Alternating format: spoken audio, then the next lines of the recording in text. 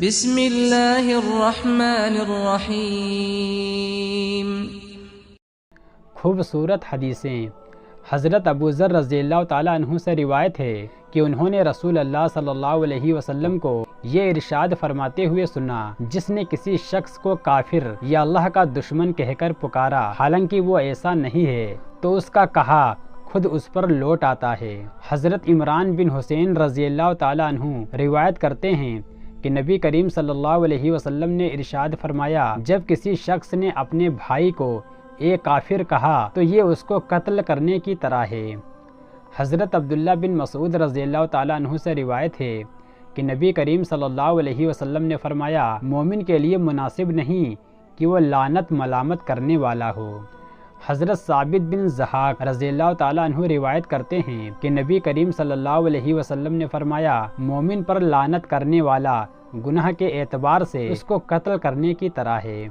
حضرت عبد الرحمن بن غنم رضی اللہ تعالیٰ عنہ سے روایت ہے کہ نبی کریم صلی اللہ علیہ وسلم نے فرمایا، اللہ تعالیٰ کے بہترین بندے وہ ہیں جن کو دیکھ کر اللہ تعالیٰ یاد آئے، اور بدترین بندے چغلیاں کھانے والے، دوستوں میں جدائی ڈالنے والے اور اللہ تعالیٰ کے پاک دامن بندوں کو کسی گناہ یا کسی پریشانی میں مبتلا کرنے کی کوشش میں لگے رہنے والے ہیں۔ حضرت ابو ہریرہ رضی اللہ تعالیٰ عنہ روایت کرتے ہیں کہ نبی کریم صلی اللہ علیہ وسلم نے فرمایا، مومن بھولا بھالا شریف ہوتا ہے اور فاسق دھوکے باز اور کمینہ ہوتا ہے۔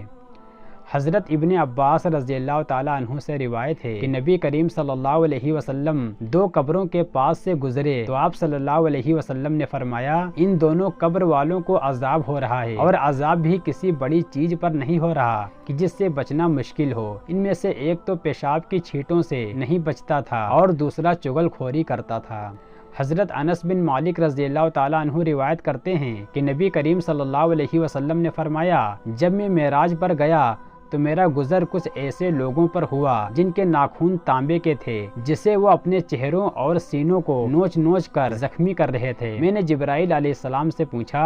کہ یہ کون لوگ ہیں؟ جبرائیل علیہ السلام نے بتایا کہ یہ لوگ انسانوں کا گوشت کھایا کرتے تھے، یعنی ان کی غیبتیں کرتے تھے اور ان کی آبرو ریزی کیا کرتے تھے۔ حضرت جابر بن عبداللہ رضی اللہ تعالیٰ عنہ فرماتے ہیں کہ ہم نبی کریم صلی اللہ علیہ وسلم کے ساتھ تھے کہ ایک بدبو اٹھی تو آپ صلی اللہ علیہ وسلم نے فرمایا، جانتے ہو یہ بدبو کس کی ہے؟ یہ بدبو ان لوگوں کی ہے جو مسلمانوں کی غیبت کرتے ہیں۔ حضرت ابو سعد اور حضرت جابر بن عبداللہ رضی اللہ تعالیٰ عنہ سے روایت ہے کہ نبی کریم صلی اللہ علیہ وسلم نے فرمایا،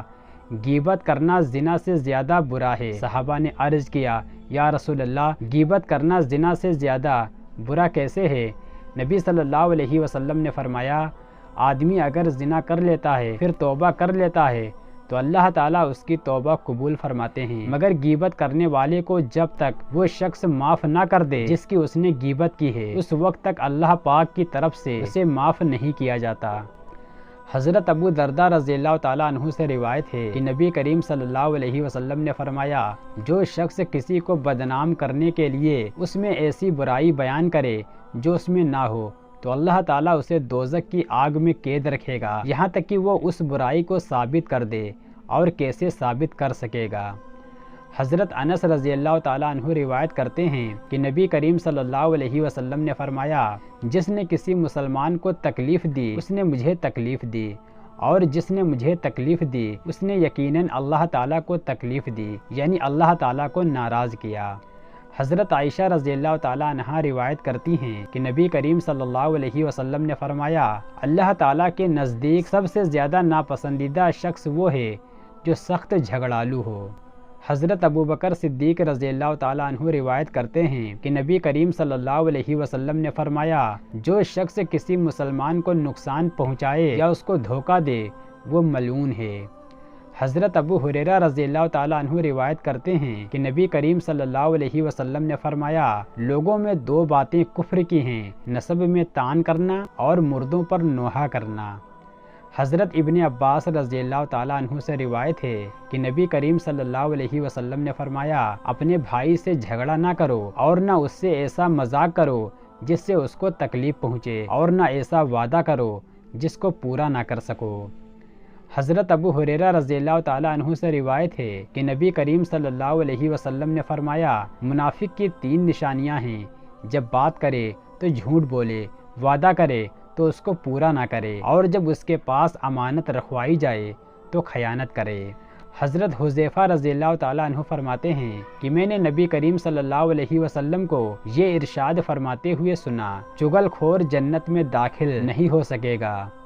حضرت عبداللہ بن عمر رضی اللہ تعالیٰ عنہ روایت کرتے ہیں کہ نبی کریم صلی اللہ علیہ وسلم نے فرمایا، جس شخص نے تھوڑی سی زمین بھی ناحق لے لی، قیامت کے دن وہ اس کی وجہ سے 7 زمینوں تک دھنسا دیا جائے گا۔ حضرت عمران بن حسین رضی اللہ تعالیٰ عنہ سے روایت ہے کہ نبی کریم صلی اللہ علیہ وسلم نے فرمایا، جس شخص نے لوٹ مار کی وہ ہم میں سے نہیں ہے۔ حضرت عمار بن یاسر رضی اللہ تعالیٰ عنہ روایت کرتے ہیں کہ نبی کریم صلی اللہ علیہ وسلم نے فرمایا، جو آقا اپنے غلام کو ناحق مارے گا، قیامت کے دن اس سے بدلہ لیا جائے گا۔ حضرت ابو امامہ رضی اللہ تعالیٰ عنہ سے روایت ہے کہ نبی کریم صلی اللہ علیہ وسلم نے فرمایا، جس شخص نے جھوٹی قسم کھا کر کسی مسلمان کا کوئی حق لے لیا تو اللہ تعالیٰ نے ایسے شخص کے لیے دوزخ واجب کر دی ہے اور جنت کو اس پر حرام کر دیا ہے۔ ایک شخص نے سوال کیا، یا رسول اللہ، اگرچہ وہ کوئی معمولی چیز ہو تب بھی یہی سزا ہوگی؟ آپ صلی اللہ علیہ وسلم نے فرمایا، اگرچہ پیلو کے درخت کی ایک ٹہنی ہی کیوں نہ ہو۔ حضرت ابو دردہ رضی اللہ تعالیٰ عنہ فرماتے ہیں کہ میں نے رسول اللہ صلی اللہ علیہ وسلم کو یہ ارشاد فرماتے ہوئے سنا، ہر گناہ کے بارے میں یہ امید ہے کہ اللہ تعالیٰ اسے معاف فرما دیں گے، سوائے اس شخص کے جو شرک کی حالت میں مرا ہو، یا اس مسلمان کے گناہ کے جس نے کسی مسلمان کو جان بوجھ کر قتل کیا ہو۔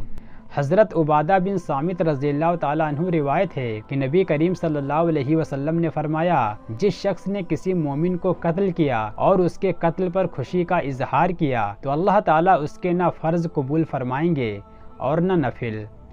حضرت عبداللہ بن مسعود رضی اللہ تعالیٰ عنہ سے روایت ہے کہ نبی کریم صلی اللہ علیہ وسلم نے فرمایا، مومن کے لیے مناسب نہیں کہ وہ لعنت ملامت کرنے والا ہو۔